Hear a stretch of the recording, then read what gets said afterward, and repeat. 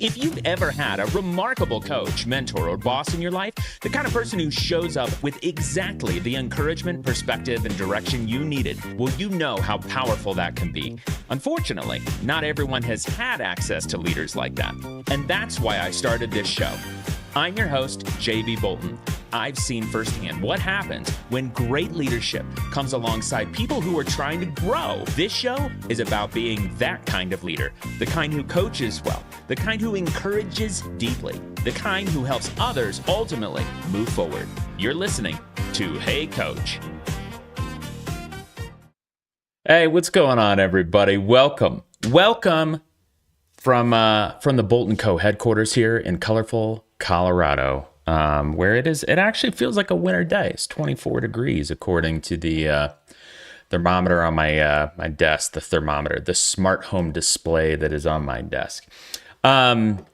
Listen, folks, I am excited to introduce you to today's guest. It's someone that I have had the privilege of watching grow into an incredible leader over the years. Amanda Saplis is a customer success manager at Zillow, supporting the Follow Up Boss platform.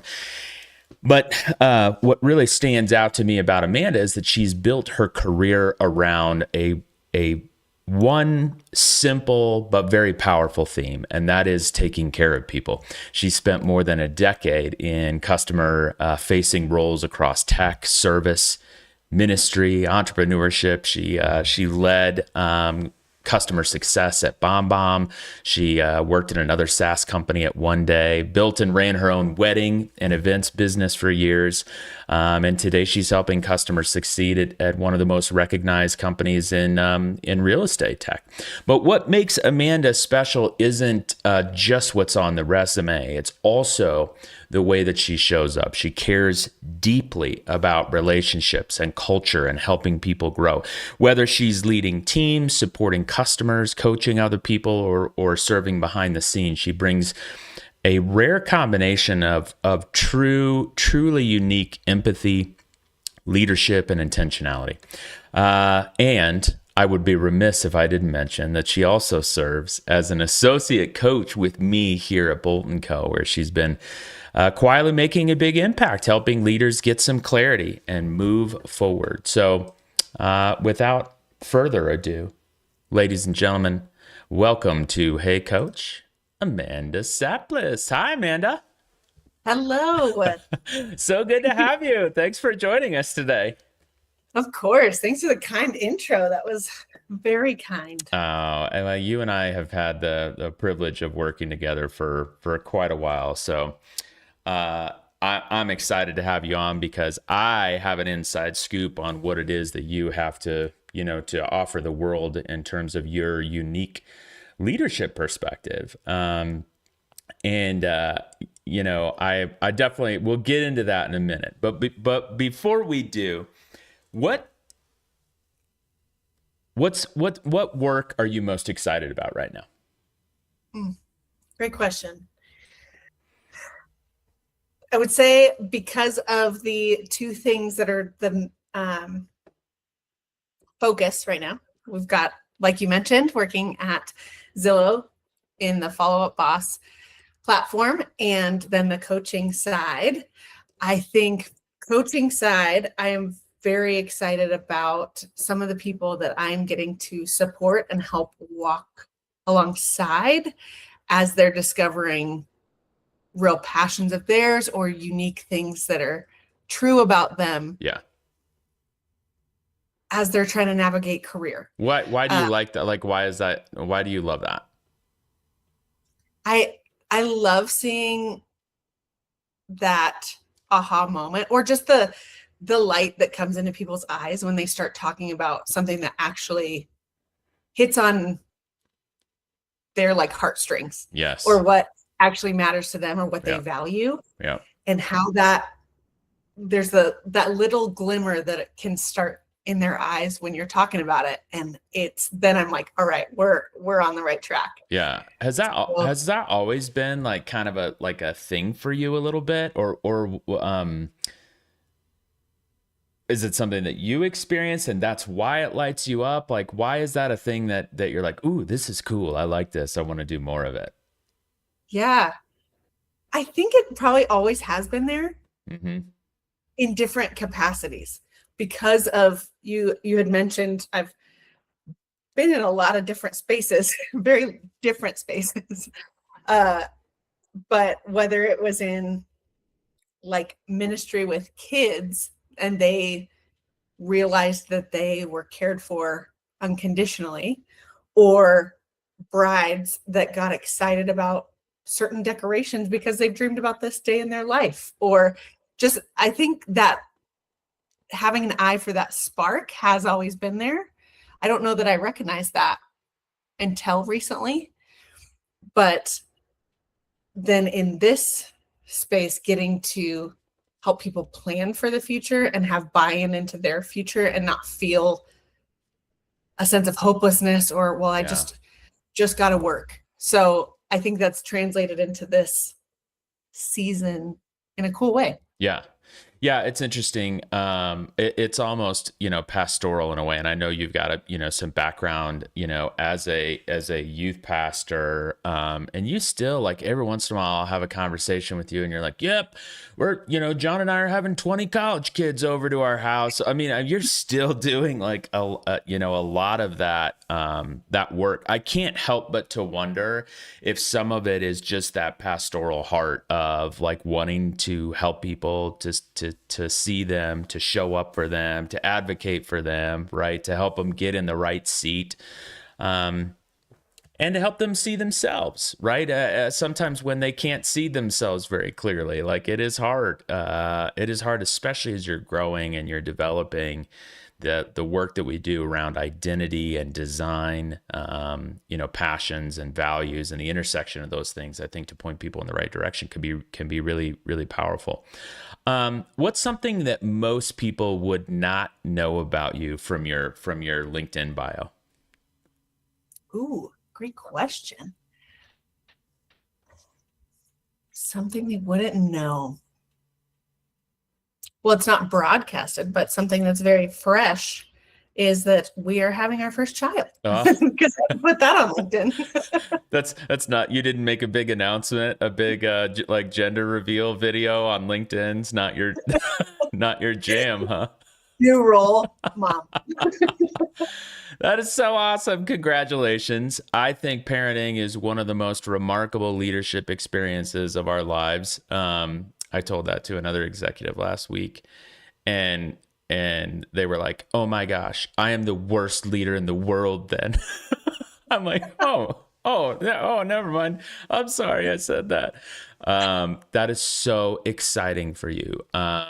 When is that happening for you guys? When are you due? Yeah, about a month. Oh my gosh. Okay, we're close. Very close. Yeah. And just in case this is your first time meeting Amanda, this is always her glow, actually. This is Amanda's regular glow. So that's amazing and exciting. Yeah. And it's one of those things in life where all the isms end up being true. Like, you've never done anything so hard and so rewarding at the same time. And you're like, oh, yeah, you probably just have to say that so you don't sound like a terrible human being. And then you have a child of your own. You're like, oh my gosh, it's true. Like, you also learn how it's actually possible to love someone tremendously and be like really angry or frustrated at this exact same time and hold both in the same space. And it brings you, joy and perspective that is just, boy, I wish that everybody in the world could experience how great parenthood can be. So excited for you in your future. All right. So tell us this, was there kind of a coach or a teacher or a boss or somebody like a mentor for you maybe early in your life that had like a real impact for you, whether, and that could be on the positive side or the negative side? When I ask that question, is there a story or a person that kind of comes to mind for you there? Yes. Yeah. One person pops up that he was a leader of mine in college. Kind of a boss. He was my boss at church, but then my professor college and then also a friend. And his name was Reed Powell.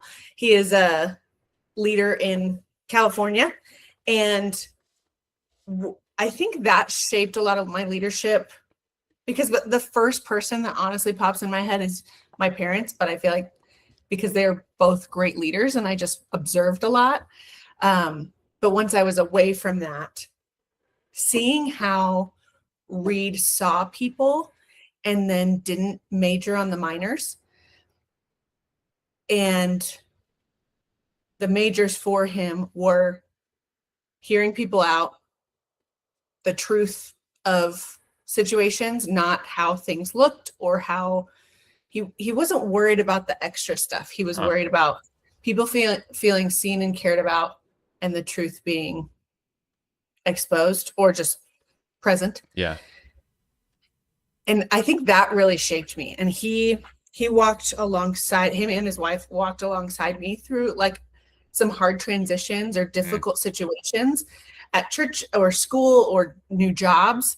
And their coaching and direction was so in line with how they lived as parents, as leaders, as in their jobs.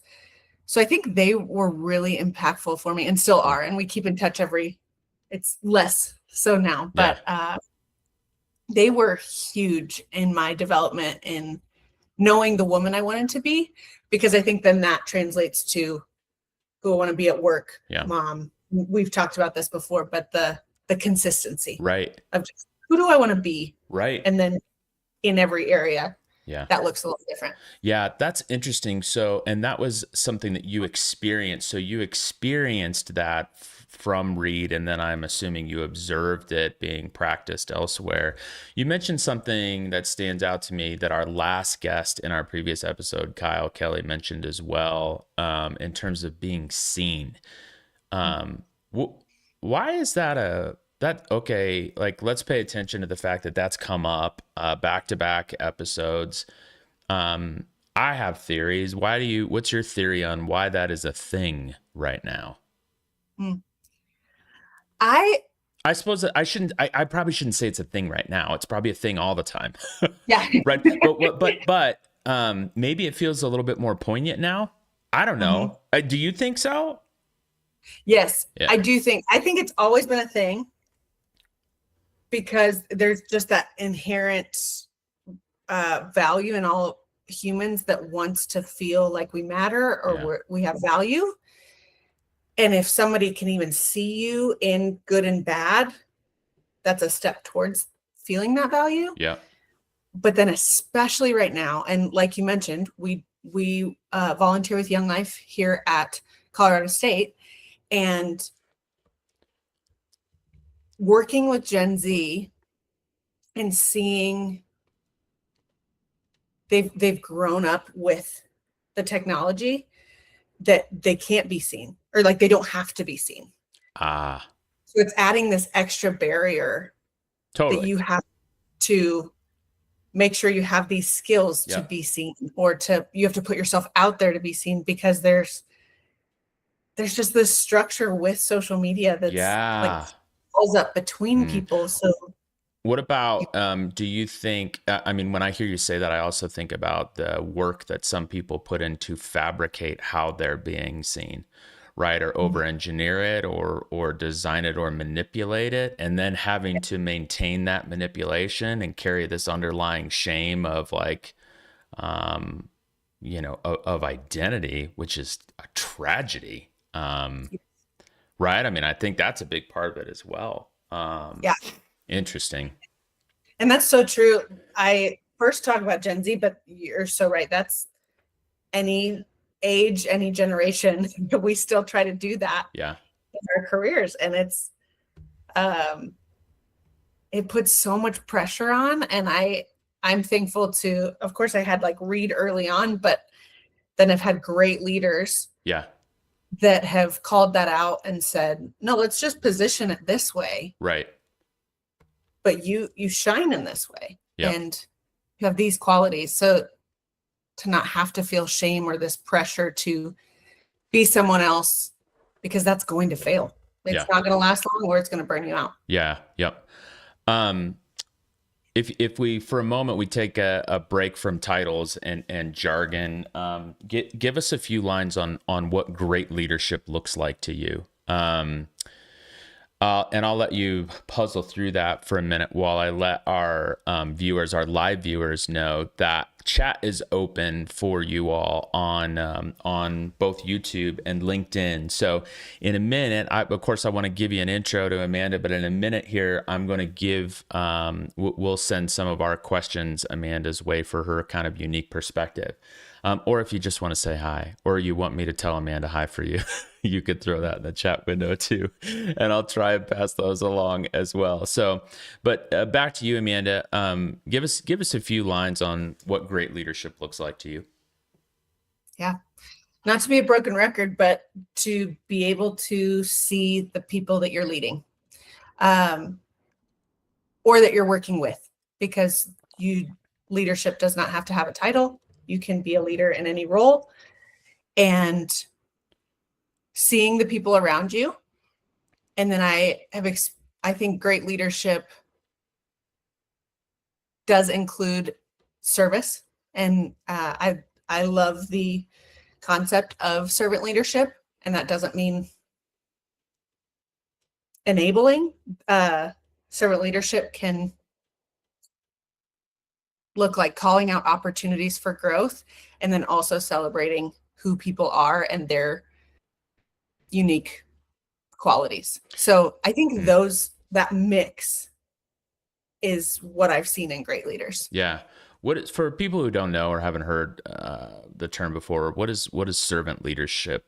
Like, what is that in your opinion, right? I just in your opinion, when you say that, what do you mean? Yeah, I mean that the leader isn't above any task. That if someone around you, again, coworker or somebody that you are managing, needs help with something, it's not, well, that's below me, or that's not something I need to get my hands messy with, but it's, I'm going to come alongside you and either show you or help you in this moment, and just serving the people around them. So whatever that looks like, obviously there's boundaries with that, but how hearing where they actually need help and helping there, not just explaining it away, or just coming alongside them. I think sum that up well. Yeah, I totally agree. I mean, I think this aspect of being in service of the success of the people that we lead is really, really critical, right? Different than, if you're familiar with 5 levels of leadership from Maxwell, different from positional authority, right? Which does not, sometimes it can look like service, servant leadership, but many times it doesn't. It's like, I'm the boss of you. This is the hierarchy. This is the order of command here, right? And I understand there are situations where that needs to be followed, and it can work well in short bursts when the chain of command is respected. Yes. And it can fail miserably over the long run when we're working to impact, influence, and develop a team of people toward a common goal, right? And I'll tell you what, the people that I know who utilize really strong servant leadership end up solving some pretty significant retention problems with their teams, right? Because otherwise you just see these teams turn over, and even leaders and managers turn over, and you can't get any kind of consistent growth or momentum with that group of people or that culture and the outcomes that group is assigned to oversee. So I love it. What do you think most leaders get wrong about leading people, kind of to stay on this vein?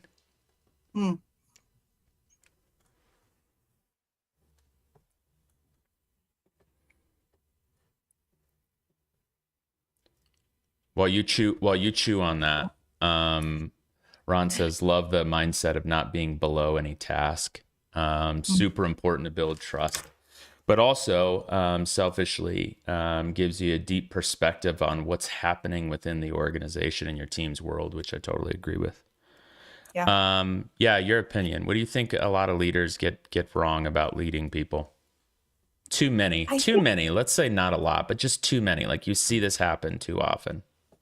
yeah, I think that the people they're managing need to look a certain way. And I don't mean uh, physically, obviously, but I like that it has to,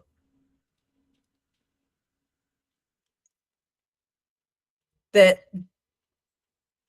they just have a specific ideal that this is the way it needs to look. So there's less openness to bringing in people's perspectives that they're leading or their unique way of thinking. Um, so I think that's what I've seen a lot is Hmm. and then that makes people feel like they have to fit into this box. I've been challenged in that. I think a lot actually at BombBomb, I learned that it's almost a bias of I've created that this is what this role needs to look like. Hmm. And this is what the person strengths need to look like for this role. Hmm. And I've been blown away when I was able to step back and see, oh my gosh, these qualities that this person has actually makes this role better Yeah. than this ideal that I had. Yes. And so I think just an openness to learn and that curiosity to almost recreate. Of course, the Yeah. role needs to get done, the KPIs need to get hit. But the way we get there, there's some really cool ways that can happen if we Yep. get out of our own list of what that needs to look like. Yep. I love what you said about curiosity, right? I mean, I think what happens is as we're developing as leaders, we tend to see examples of things and we come to conclusions that that's what that needs to look like. So it is an informed opinion, but it's limited. It's limited in its perspective. And so then if you hold too tightly to that, and if you've got problems, with control and you start to grip that, that leadership with a really tight fist, you miss out on opportunities for different people to accomplish the same outcome in a different way than you would. And that, especially if you're trying to grow as a leader or as an executive leader, you have to open the aperture and if you're newer to leadership, recognize in yourself that you have a limited perspective, and so just ask questions and talk to other leaders who have more perspective. I do this a lot. Like I love having people in my life who have years of experience on me so that I can run them past and say, actually, you know what? I had a VP who was able to go about it this way, totally different than how I saw it. And they can sometimes help us with some of that discernment. I think that's really good. I do think, sometimes you're in a high pressure situation, you're forced to come to a conclusion to make a hiring decision or a promotion, and you can only use what you know. Yes. And so if you want to get better at that, you've got to figure out how to know more. And one of the best ways to do that is to surround yourself with people who know more than you, and to get curious. Amanda, I think that's a really great point. Okay. Do you see yourself as a coach? Do you see, like, how do you show up as a coach today in these different things that you're involved in? Yeah. And why or why not? Yeah. I do see myself as a coach. I with great encouragement and leaders around me that have different perspective, I am finally seeing that. I had some of that imposter syndrome at the beginning, but I do see myself that way because I'm seeing, like we already touched on, how that makes me come alive, to see other people come alive when they start to talk about what they're passionate about and the direction that would bring them life. Affirms that is something that I have skills in and am good at. And I see that also just in the way I think, like some of my unique design that we've gone through and that we like to take people, that we like to help people realize their unique design. We're all created so incredibly different and unique, and it's so cool to me. And I love that will never stop blowing me away, to that I can start to put somebody in a box and like, okay, I think this is like where they're at. Yep. But I also don't want to make that mistake of putting them in a box. I want to keep getting curious. So I think those things of how I think, and then in just conversation with people, not too formal or too structured, but just asking them questions about what do you care about? What matters? Who do you want to be? Right. In all areas of your life. Right.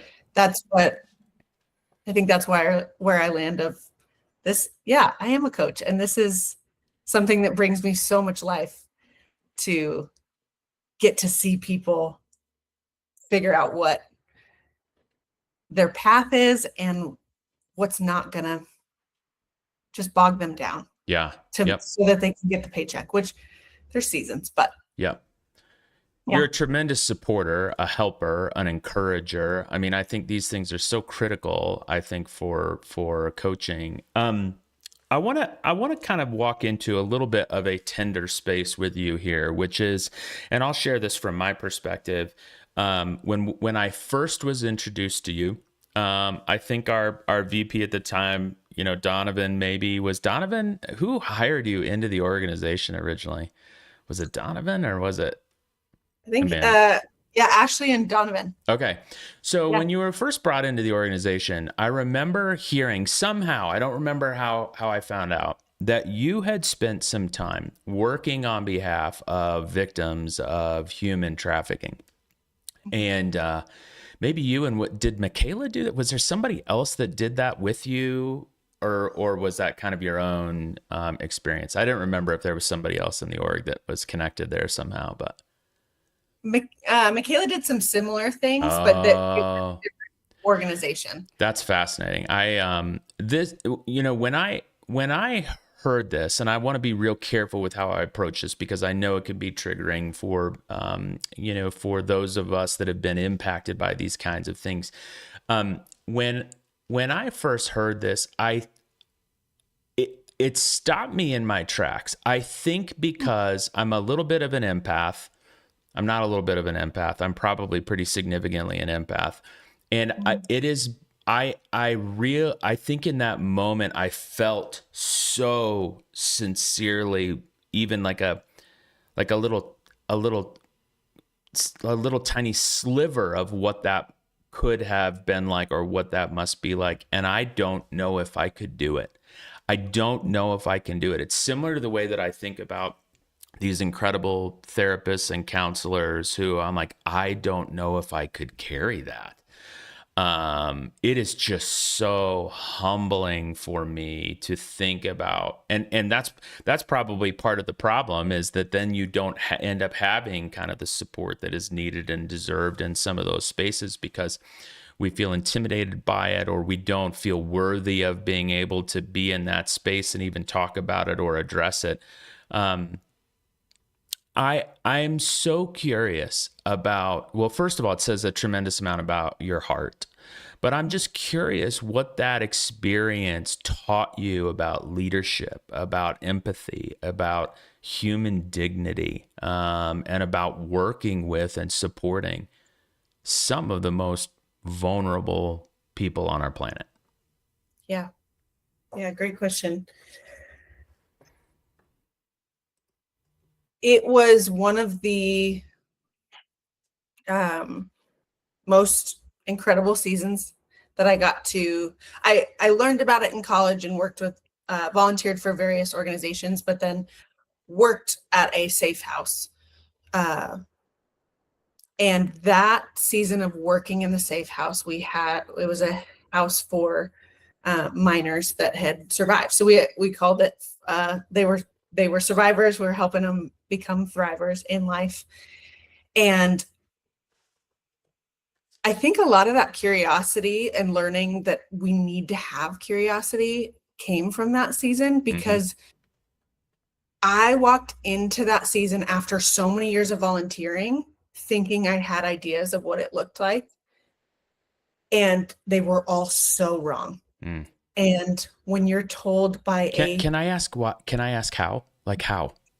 Yeah, so there's all the movies and television and even articles you see talk about, there's so many different types of trafficking.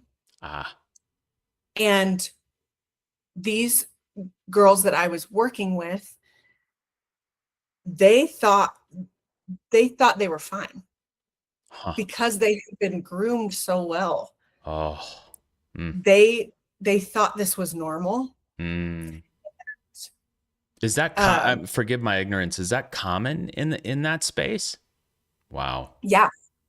In one, like, again, there's different kind of buckets that it happens. Sure. But especially in the States, in big cities, that is normal, where they were groomed very well. So these teenagers thought this was normal. And so their idea of love, their idea of what normal life looks like, when the court removed them from their situation because it was human trafficking, they thought, people think we need saved. Like I overheard that conversation. And that broke my heart more than anything. Yeah. Because they didn't realize what had happened to them. Wow. Or how wrong it was, that was their.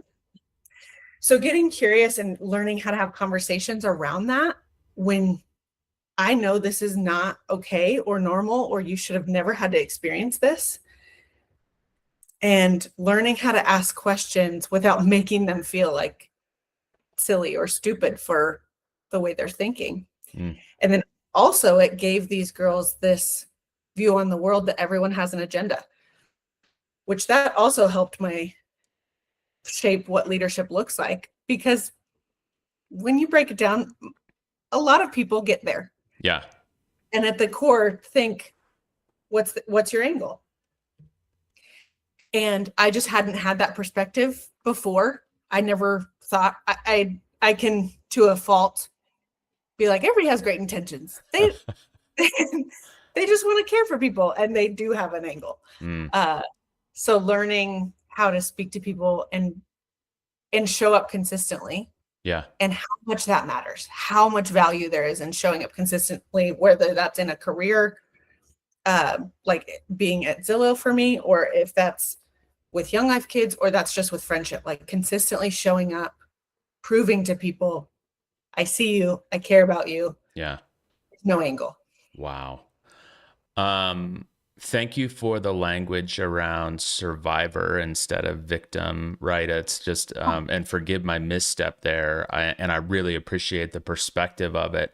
I wonder, for those of us that don't have as much experience with this sort of thing, if it comes up in conversation, are there some tips on how we might address it? And by the way, because I'm curious what that process looks like. Like, how do you show up for these, in your case, for these girls? How do you show up there? It's probably, I'm imagining that it's about giving them a different perspective and giving, showing them what a different kind of agenda might look like. And I'm imagining it's got to be actions beyond words and that sort of thing. I'm just imagining how that looks, but I would welcome some of your perspective there. And by the way, we will, Amanda and I, after this is done, Amanda and I will go back to these recordings, and we might have just some resource links or maybe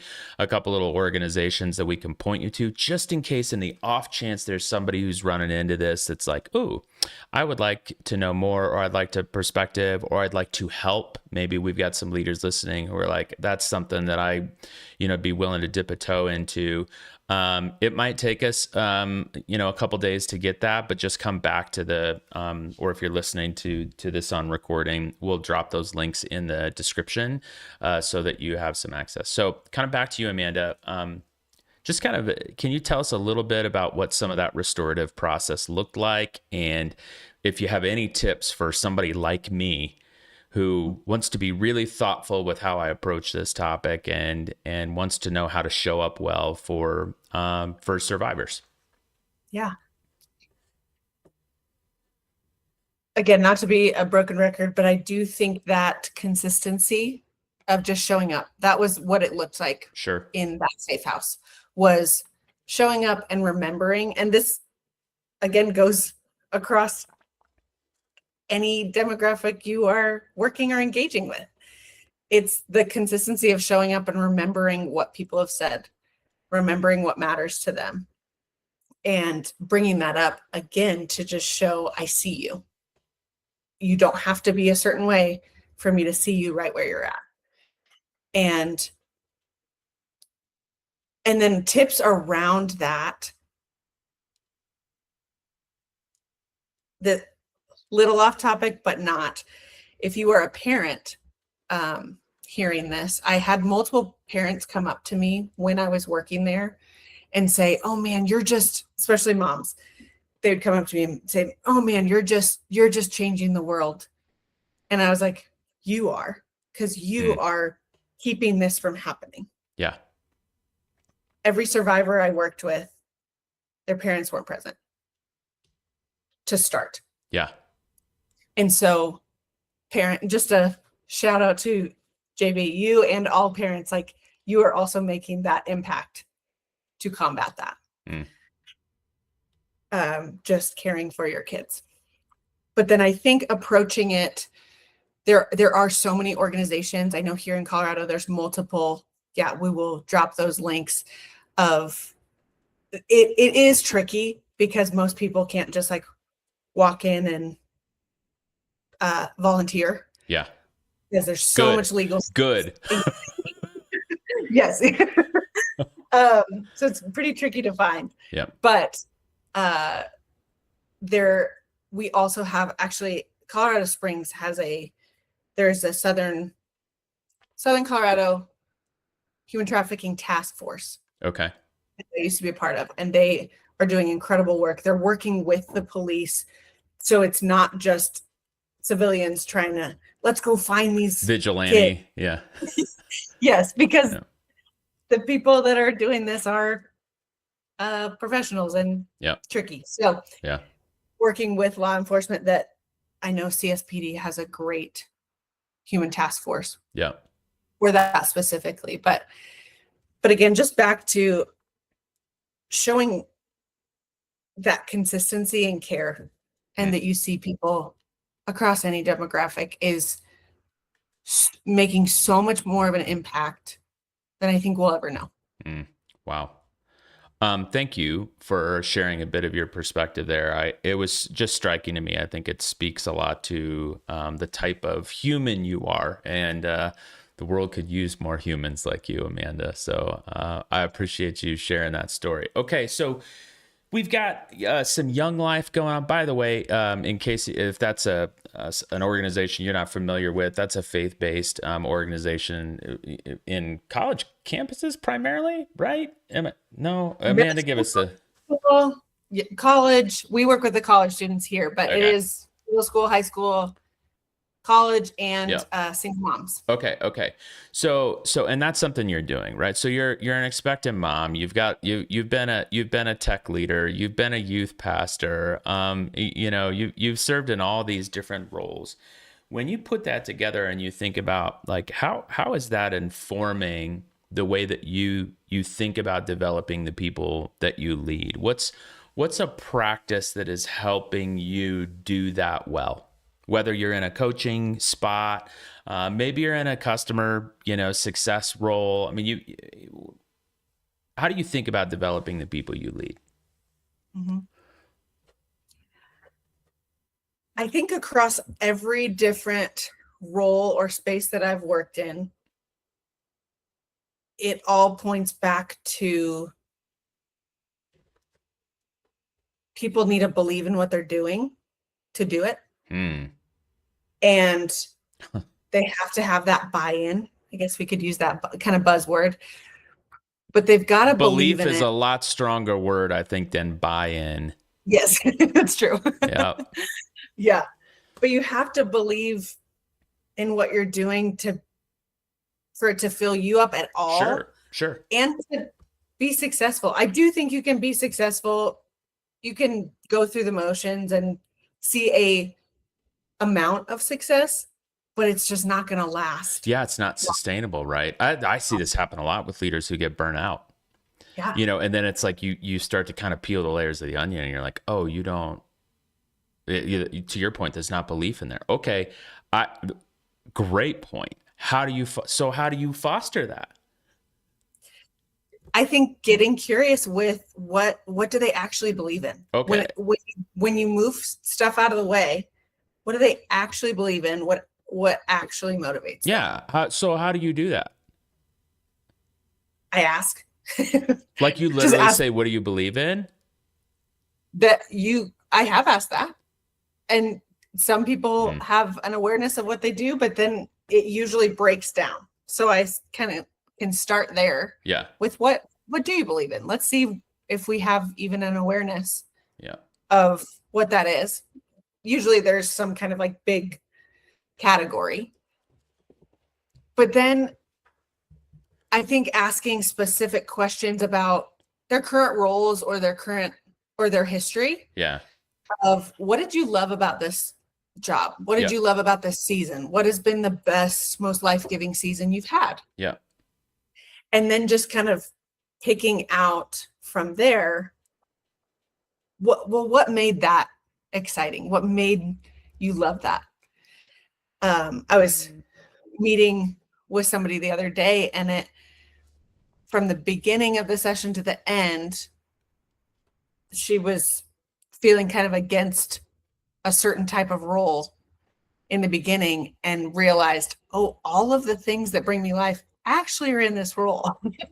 But it was just the concept of a role that didn't make sense to her. So once we were able to pick out, okay, I believe in this and I need this to be successful. So to answer your question more concise, to kind of dig into what they've experienced to find what actually they do believe in and what is a smokescreen of I feel like I should believe or care. Yeah, that's tough, right? That requires some discernment, I think, but you've had probably so much practice at this stage, quite frankly, earlier in your life, I think, than many leaders, just because of your work with all these youth. You probably hone that ability in a unique way that a lot of us, it takes longer to do.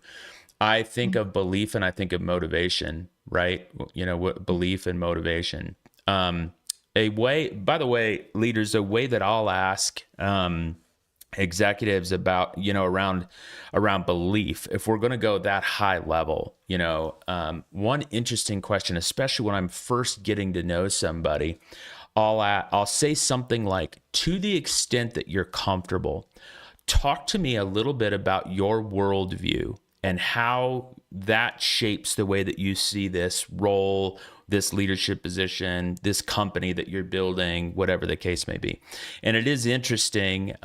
It's a great way to phrase it, to the extent that you're comfortable. In other words, I'm going to ask for permission, right? I'm not going to, realize that the people that we serve have a number of different worldviews, and I want to be really sensitive to that and give people space, and sometimes they'll be like, well, what do you mean by worldview? I mean, what I'm talking about is your perception of your, position relative to the universe, right? Like that is one of the ways that I'll ask that. So I'll try that one out. And then, ask people what motivates them. If you're a sales leader, you have to know what your top performing AEs are motivated by specifically, even if they tell you, of course, they're money motivated. Why? So that what? Because you're going to find some interesting answers in there, right? So that I can start my own company so that I can buy my family this dream house, so that I can take my husband on this vacation. So that, I mean, they will have really unique answers. And when you know them, when you know what motivates them, it can really help from a leadership standpoint as well. Yes, understanding what people believe in and how they're uniquely wired and what motivates them, I think, is such a great point. Okay. A question for you, and this comes from by way of Jen. What is something through all of your experience? What's a lesson that you've learned for you? Like something for you, not necessarily about leading other people, but something that is like, and maybe you could look at it as, a lesson that you learned maybe the hard way that you wish you'd learned earlier, but something that has really stuck with you and is maybe influencing the way you live and lead today. I would probably say it's around, oh, actually, this was Brene Brown helped me with language around this. Thank you, Brene. Thanks, Brene. She's the best. Her Dare to Lead podcast is back on, which I love, and with Adam Grant. And so that's two good ones. I know, it's awesome. But it was about standing your ground. And I think that language is really helpful to encompass what I've learned around not having that imposter syndrome and believing in myself no matter what room I'm in, because there have been all these different spaces. Sure. At weddings where nobody trusts you that you have the same goal as they do for them to have a good day, or when I'm not trusted by a survivor, or at Zillow when the realtor's like, do you care about this? And I'm like, no, I care about your goals. But like standing your ground in a way of the confidence of how I'm presenting and the confidence in my value and what I bring to the table. Because it's always going to be questioned. It's always going to be challenged, intentionally or not. People aren't thinking about others. People are thinking about themselves. So if I just can stand my ground, it almost she talks about it in the podcast, but it's not this athletic stance, but it's just kind of this brace of, all right, this is who I am and this is what I'm bringing. And I can have confidence in that regardless of how people question it, challenge it. And that doesn't mean I'm not teachable. I want to be teachable till the day I die. And have confidence of I have unique value to bring. So in the last year, which I know on social media, it's a whole, I feel like most people now are like, I have ADHD, but it is real that I have ADHD in the last few years from our marriage counselor, who's amazing. And she just brought it up. And it helps so many things make sense that I used to question, why am I thinking outside of the box out here and everyone's in this specific box?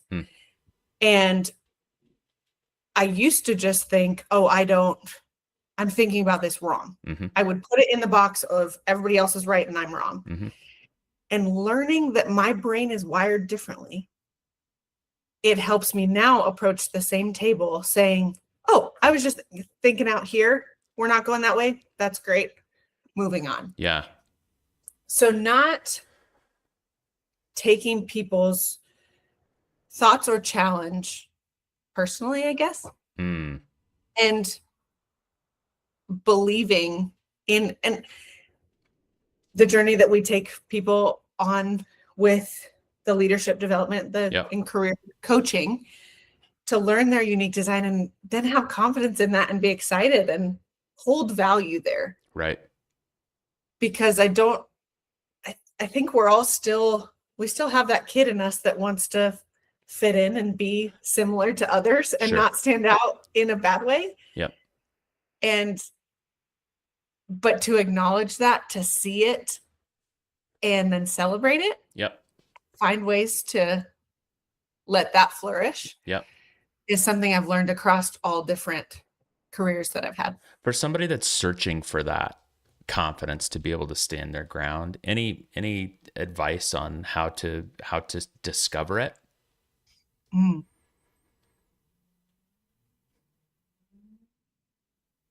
I think taking an honest look at experiences you've had and also surrounding yourself with other perspectives. We've touched on this a few times. Yeah. Having people around you that can highlight things. Yeah. To even get kickstarted, that's what really helped me. I am very people focused, and to have some people be able to phrase things differently than I thought about them. Yep. That was something JBU and Donovan did, and Corey all did with me. Yep. Was let's just change this language, because I was diminishing people skills because I just didn't have the right language for it. Yeah. So I think having some people around you, and then also looking at past events and what are you proud of? Yeah. I think that's a great place to start. What are you proud of that you've done in your life, even if it's very small moments? Yep. Because then you can pick out, you can pick out some things that stand true about who you are. Yep. So you can come back to those, regardless of emotion or how much water you've had or how much encouragement you've had in the last week. Truths to come back to start working that muscle of holding that confidence. Yeah, that's smart. I love it. It is hard to see for yourself sometimes, that outside perspective, and not just anybody's outside perspective, by the way. People who you know and trust, who have permission and authority to speak into your life. I think that outside perspective is really, really valuable. I love your tip about taking an inventory of what you've experienced, because you've experienced it through your lens uniquely in a way that nobody else can. It uniquely equips your perspective. It's part of the true value of your diversity. And you're the only one who's lived it exactly that way through your lens. I believe that every human being, regardless of age or status or where they live, has something to teach us. Everyone. And you know this too, if you think about it, because even people who maybe you'd quietly in the back of your mind consider less than, you're still observing them and you're still learning something by the observation. Right. And what's interesting is, as you start to press in and ask questions, there's way more to learn. There's way more that human has to teach you. Best example I know, if you're a parent, you have a tiny baby who does not even know how to speak, will teach you profound things about life, about priority, about meaning. Right. And it's one of the best examples that I can give you. And so you are one of these people that I'm speaking about. If you're listening to our show, you are one of these people who has something unique to offer the world, to teach others, and that can help you find that ability to stand your ground. And standing your ground matters, because at some point you have to find the balance between encouragement and accountability.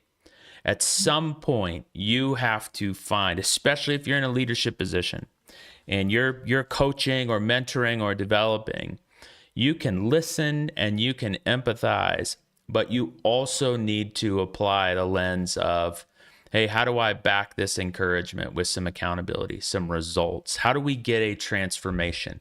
How do I get you closer to what you're trying to achieve, or closer to the transformation that you're after? And if we don't have that ability to kind of stand our ground and offer that unique perspective and insight, I think it can dramatically impact our ability to positively impact and influence the other people around you. Thoughts on that?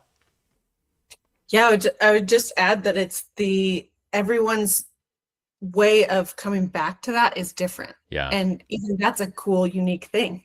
Ooh. For me, I'm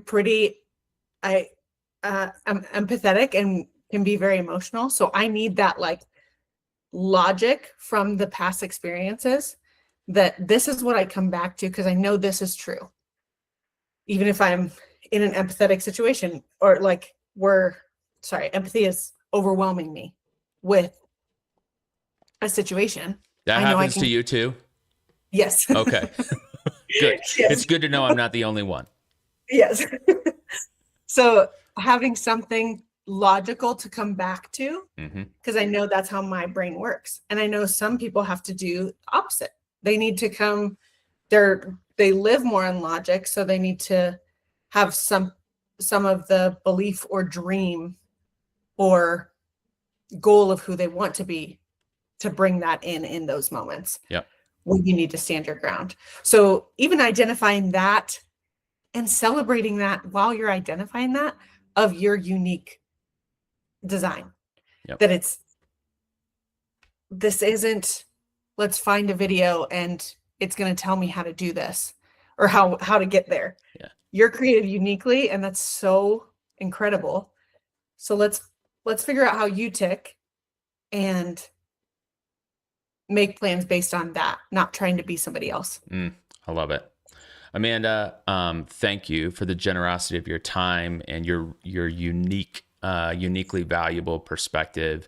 Love your heart and the way that you care for people and help people. I think it is powerful and impactful, and it's just great to be able to have a candid conversation about what this looks like in the real world. I've got a question for you as we wrap up, which is, years from now, when the people that you are leading or coaching today look back, what do you hope they say about you?